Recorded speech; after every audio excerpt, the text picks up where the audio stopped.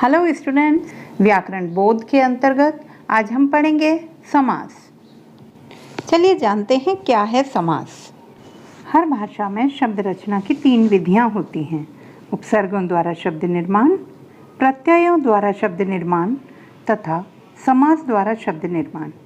उपसर्ग और प्रत्यय के विषय में तो आप पिछले अध्यायों में पढ़ चुके हैं। आज हम समास द्वारा शब्द निर्माण के विषय में पढ़ेंगे। सबसे पहले जानते हैं कि समास का शाब्दिक अर्थ क्या है। तो बच्चों, समास का शाब्दिक अर्थ है संक्षेप।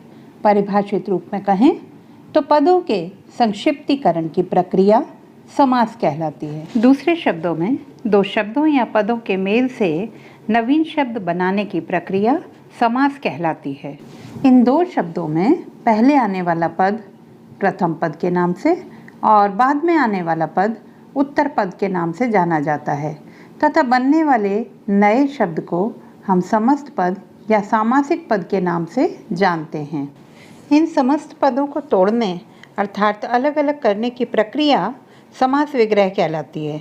आइए इसे उदाहरण द्वारा समझें। जैसे देशवासी समस्त पद का समास विग्रह होगा देश का वासी।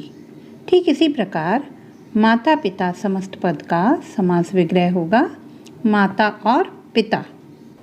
अक्सर बच्चों को लगता है कि संधि और समास में 2 शब्दों का योग किया जाता है, तो फिर इनमें अंतर को कैसे समझा जाए। तो ध्यान देने योग्य बात यह है कि संधि हमेशा 2 वर्णों में होती है, जबकि समास 2 पदों में। संधि में वर्णों के मेल से वर्ण का परिवर्तन भी होता है, पर समास में ऐसा प्रायः नहीं होता। समास में पदों के बीच की विभक्तियां या समुच्चय बोधक लुप्त कर दिए जाते हैं, परंतु संधि में ऐसा नहीं होता। जैसे जन्म से अंधा अर्थात जन्मांध में से विभक्ति का प्रयोग होने के कारण यह समास का उदाहरण है, जबकि जन्म प्लस अंधा अर्थात अ प्लस अ इक्वल टू आ यानी इन वर्णों के संयोग के कारण बनने वाला जन्मांध संधि शब्द का उदाहरण होगा। चलिए अब बात करते हैं समास के मुख्य भेदों की। समास के मुख्य रूप से 4 भेद माने जाते हैं: तत्पुरुष समास, द्वंद्व समास, अव्ययी भाव समास और बहुव्रीहि समास। कहीं कहीं द्विगु समास और कर्मधारय समास को भी इसके साथ गिना जाता है, परंतु हम यहाँ इन्हें तत्पुरुष समास के भेदों के रूप में पढ़ेंगे। चलिए जानते हैं क्या है तत्पुरुष समास। परिभाषित रूप में कहा जाए तो जिस समास में प्रथम पद गौण तथा उत्तर पद प्रधान होता है उसे तत्पुरुष समास कहते हैं। प्रयुक्त विभक्ति के आधार पर इन्हें 6 भागों में बांटा गया है: कर्म तत्पुरुष, करण तत्पुरुष, संप्रदान तत्पुरुष, अपादान तत्पुरुष, संबंध तत्पुरुष एवं अधिकरण तत्पुरुष। पहचान की बात करें तो तत्पुरुष समास में पद के मध्य से विभक्ति का लोप कर समस्त पद बनाया जाता है। आइए देखते हैं कुछ उदाहरण। जैसे अकाल पीड़ित, अकाल से पीड़ित, राजपुत्र, राजा का पुत्र, गुरु दक्षिणा, गुरु के लिए दक्षिणा। चलिए जानते हैं तत्पुरुष समास के उपभेदों के बारे में। तत्पुरुष समास का पहला उपभेद है कर्मधारय समास। कर्मधारय समास के दोनों पदों के बीच 2 तरह के संबंध हो सकते हैं: विशेषण विशेष्य का तथा उपमेय उपमान का। आइए कुछ उदाहरण देखें। जैसे महात्मा, महान आत्मा, कमल नयन, कमल के समान नयन। आइए पढ़ते हैं द्विगु समास। द्विगु समास के बारे में कुछ बातें ध्यान रखने योग्य हैं। जैसे द्विगु समास में पूर्व पद गौण तथा उत्तर पद प्रधान होता है।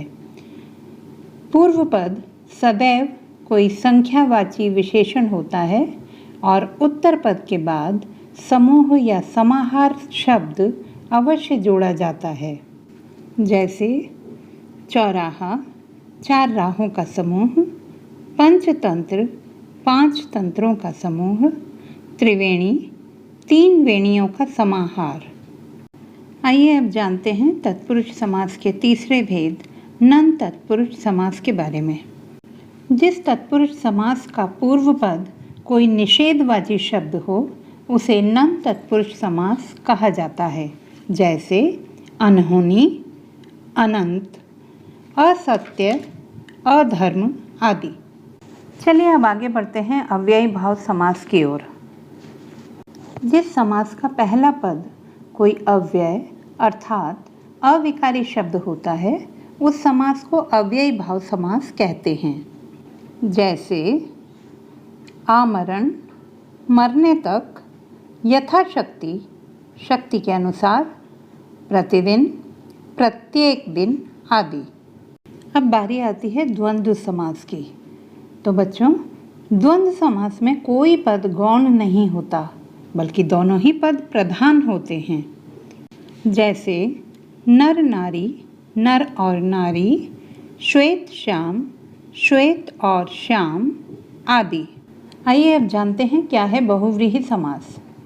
बहुव्रीहि समास में न तो पूर्व पद प्रधान होता है और न ही उत्तर पद, बल्कि इसके दोनों पद मिलकर किसी तीसरे बाहरी पद की ओर इशारा करते हैं और यह तीसरा पद ही प्रधान पद होता है। जैसे महावीर समस्त पद का विग्रह होगा महान है जो वीर अर्थात हनुमान। त्रिनेत्र समस्त पद का विग्रह होगा तीन नेत्र हैं जिसके अर्थात शिव। बच्चों, हिंदी में ऐसे अनेक शब्द हैं जिनका प्रयोग बहुव्रीहि समास और कर्मधारय समास दोनों के लिए किया जाता है। इनका अंतर समझने के लिए हमें इनके विग्रह पर ध्यान देना चाहिए। विग्रह के आधार पर ही कह सकते हैं कि यह कर्मधारय समास है अथवा बहुव्रीहि समास। आइए देखते हैं कुछ उदाहरण। पहला उदाहरण है नीलकंठ। नीलकंठ शब्द का विग्रह करें। नीलाकंठ, तो यह कर्मधारय समास का उदाहरण होगा क्योंकि यह परस्पर विशेषण विशेष्य को दर्शाता है। इसके विपरीत यदि इसका विग्रह किया जाए नीलाकंठ है जिसका अर्थात शिव, तो यह बहुव्रीहि समास का उदाहरण कहलाएगा। ऐसे ही कुछ अन्य उदाहरण हैं कमल नयन, लंबोदर आदि। अब आइए देखते हैं बहुव्रीहि समास और द्विगु समास में अंतर। बच्चों, बहुव्रीहि समास के दोनों पदों में से कोई भी पद प्रधान नहीं होता। ये दोनों पद मिलकर किसी अन्य तीसरे पद की ओर इंगित करते हैं, इशारा करते हैं। जबकि द्विगु समास में पहला पद सदैव संख्यावाची विशेषण होता है। जैसे दशानन। यदि इसका विग्रह किया जाए 10 आननों का समूह, तो यह द्विगु समास का उदाहरण होगा। इसके विपरीत 10 आनन हैं जिसके अर्थात रावण कहने पर यह बहुव्रीहि समास का उदाहरण माना जाएगा।